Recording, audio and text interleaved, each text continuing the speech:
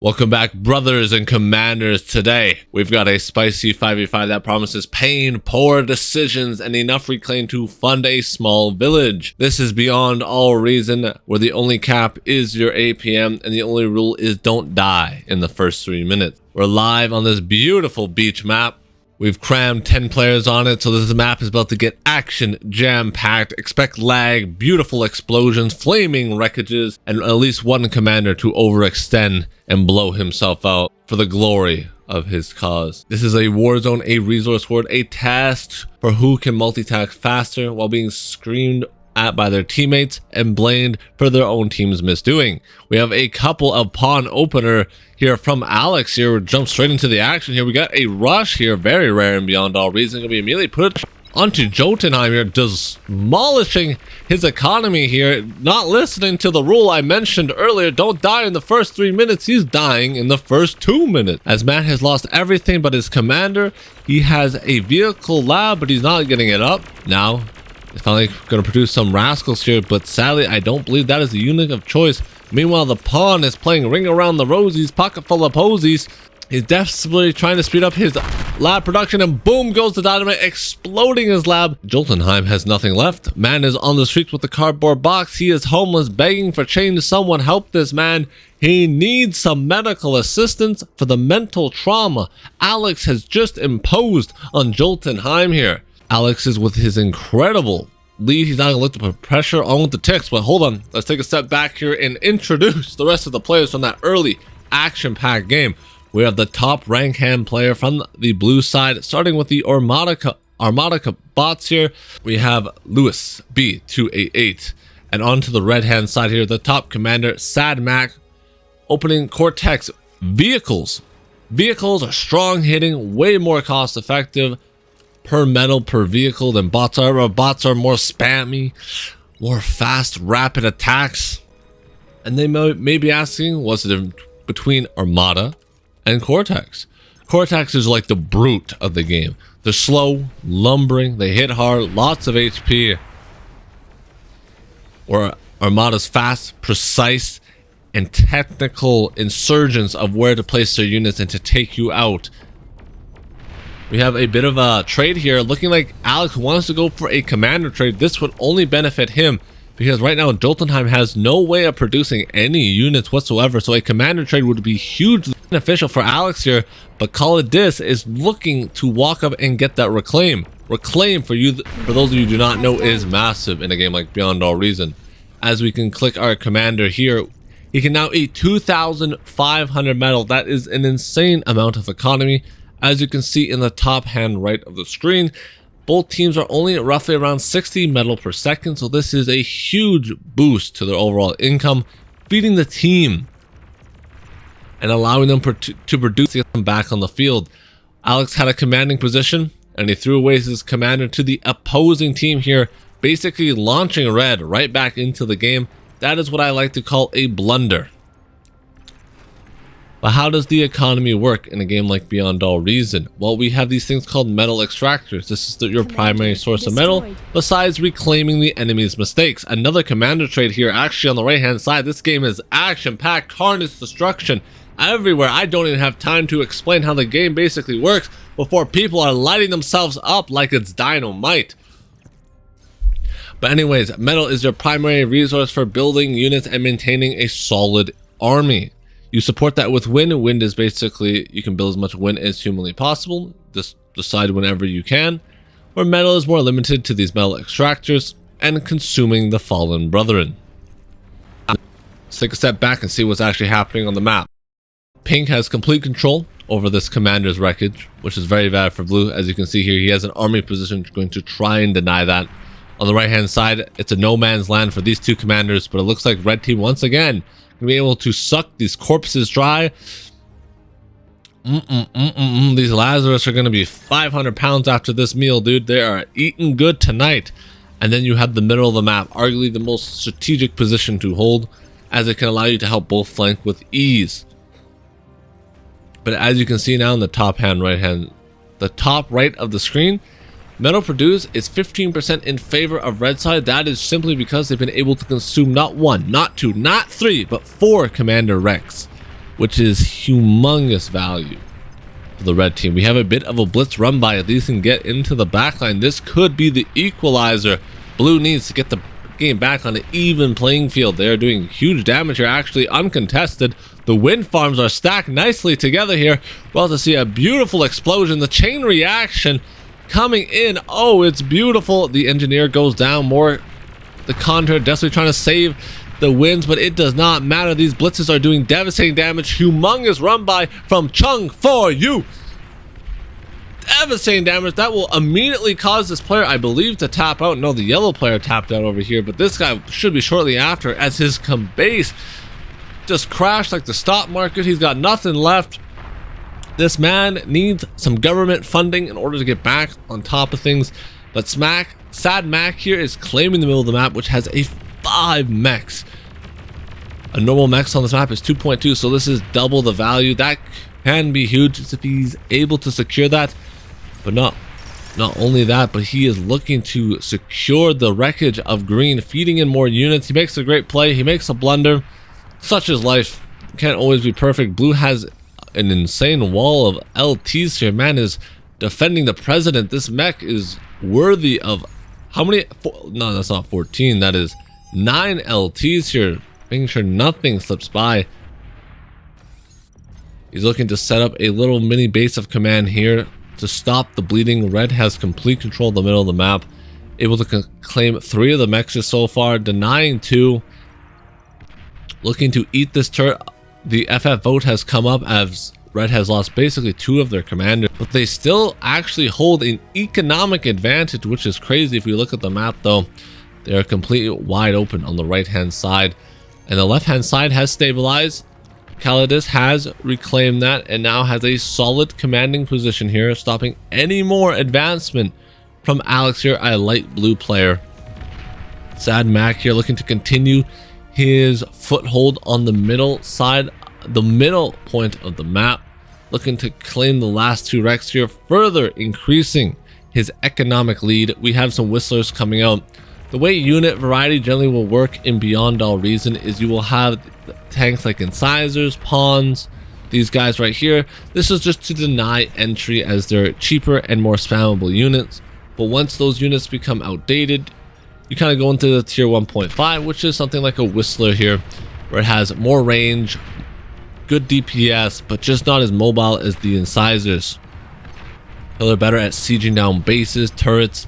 Some are Wolverines here. Artillery for the Cortex team here. Good splash damage, good damage. Boom! There goes a poor Whistler down. The Genesis, huge burst damage here. 4 remaining. 1 does fall. Red here holding a commanding position. Not only is his base building on point, but his unit composition is beautiful, showing us why he's the top rank OS player of this match here. Beautiful positioning, beautiful unit choice, everything you want to see from your top rank OS player. Calidus getting caught out of position here, looking to get a big explosion there, at least killing all the gunship. Witness him as he goes down as a glory sacrifice, buying the red team more time. They really need to do with this blue fortification here, as this prevents any quick reinforcement to the middle from pink, or they would have to drive through all these LTs. And if he ever forgets about that and miss micros, he's feeding basically units into the blue side.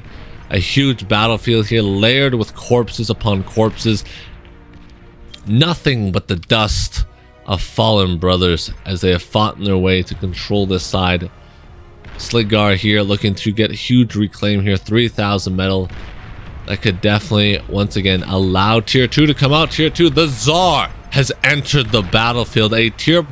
Basically a tier 2.5 tank here that has devastating damage. Not one shotting, 2 shotting the Janus here.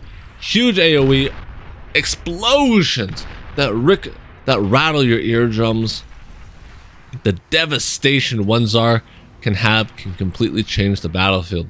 Let's jump into a little bit of what tier 2 exactly is. Tier 2 unlocks these advanced metal extractors. Advanced metal extractors give you 4 times the amount of money as a normal metal extractor, so huge for boosting your overall economy. We have a bit of a bombing run coming in here. They're gonna look to explode these fusions, destroying the energy production. That's what these fusions are mainly for, or the AGOs as the professionals call it. That is just huge energy production that they just lost there. And you can't spend your metal without energy, so that is a good place to bomb. Looking to maybe get some chunk damage on the commander, but the commander does have anti-air, so it can look to shut that down if they stay on top of him for a bit too long. Blue built up an army of pawns here, looking to get some good damage here. Destroying the small fortification that sniped earlier on the pink commander here. Coming in clutch as he's not able to de-gun this to shut this down. Red now looking to destroy this blue fortification so they have easier access, opening up this huge lane, which is very good for red team as they desperately need that in order to help pink. He's spamming inside, but he's not watching where his units are being rallied. He's just rallying them right past the pawn ball here. Pawns are now into the backline. The winds are going up in flames, just like this man's career, as it just looks devastating to watch, man. It is sad, but the laser turret looking to pop down the last pawn with a bit of better micro from Alex. He definitely could have done much more damage here, but I think he went back to macro at the base. A huge mistake. We have a few ships or a few tanks in the back of the map here doing also damage on the side of blue, so equalizing the damage. Huge gunship spam though, however, from Lewis, the blue commander. Air is very strong in bar and definitely cannot go unrespected here. We might need some anti-air from red side in order to deal with this. A nice ball of gunships. Right now we have roughly 17 of those that can easily snipe a commander such as Sligar here, who is a little bit far forward. He will need some anti-air. Has red decided to transition into any aircraft? Not at the moment. Not yet. Blue, though, looking to grab a mechs in the back of the map here, using those construction workers from the air lab in order to get to the back of the map unseen and secure that mechs. Anti-air turrets are now being put up here to deny any gunship assassination attempt, where blue definitely looks like he's going to try. He may still try. You may not think this is enough anti-air in order to protect that commander. The Tsar push is coming out. Tier 2 is not on the way yet for the blue team. A commander does fall here. That is huge damage. The Tsar now slowly pushing up the heavy transport, looking to kidnap. It's a robbery. He's kidnapped the Tsar. Bro has actually kidnapped the enemy team. Someone locked this man up. That is active terrorism. He's gonna drop in front of Lover's commander, looking to get the D-gun. Or no, he wants to capture it. Can he just capture it? That would be huge for a momentum swing here. There is no way. I've never seen this happen in a professional game of Beyond All Reason. Red, not happy, trying to immediately push up here and prevent this from happening. Purple, though, however, does not know what blue wants. He's not reading chat. He's begging him. He gets exploded mid-air, and there goes the commander. Huge blunder from Lover. They're not capturing the Tsar and turning it on to Red's forces here. Oh, I think blue's not gonna be happy. He's gonna be knocking on his door tonight. He is not happy at his teammate Lover there for that mistake. Sligar here looking to push up, grabbing more mechs, is denying these three. It's that poor con turret here, desperately trying to get them up. He's like, sir, please just let me get my thing. My mechs is up for my team. I have one job. And he gets shut down immediately. No more yapping from that con turret. Sligar here looking to walk up here. Looks big D guns there, melting those Armada units into soup as nothing remains. Continue the commander push here up with the tiger spam. He has to be careful though. A D-gun from Chung 4U can completely kill this entire army. Do they have a radar bot? No. Chung 4U though, he could definitely D-gun right here. He's got a D-gun this. A commander has died here. Does fall. Chung 4U though, not going for the D-gun. I think this is a huge mistake. He's trolling. This is a D-gun. Where's the D-gun? Turn off the... Oh, there it is. It's beautiful. Oh, turn off the camera. Every tiger goes into the grave. That's what... They've become environmental storytelling. They'll be told throughout the generation. As they were slaughtered by one commander, he killed like 15 tigers by himself. Now that's what I call metal efficiency right there. A huge explosion in the backline there. Aphis going nuclear. Red team's economy is basically non-existent. This is the last hurrah push, because blue still has economy on the left hand side, but red has nothing left. The ticks are now in the backline looking to clean up There's some house cleaning in here, dude. One laser turret though can definitely shred all those ticks as they have very low HP and low DPS. Trying to ransack it. Here they go, looking to stop that con turret. He needs to just reclaim. Continuing pushing down. No micro there. Red does have a big army though. A nuclear bomber has been unleashed. But blue is going to give up. I'm actually surprised blue decided to surrender here. I feel like that was an early FF vote. Not only did they also have tier 2, but red's economy was completely decimated. Battle ended. I feel like that's what I call a little early FF. But what an absolute destructive action-packed game here. The commander throws from blue side is ultimately what led them to this loss. 2,500 metal was gifted here. 2,500 metal was also gifted here to the red team. They got all that reclaimed for themselves. That was a huge blunder. Alex basically won the game in the first minute and 30, but then he threw it back over to red side, giving the pink commander here 2.5k metal. That was a huge blunder. Basically equalizing the lead he has just given himself.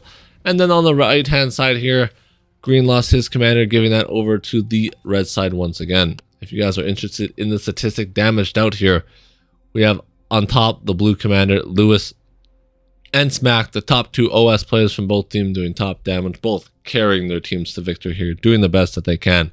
And with that, hope you guys all have a great day.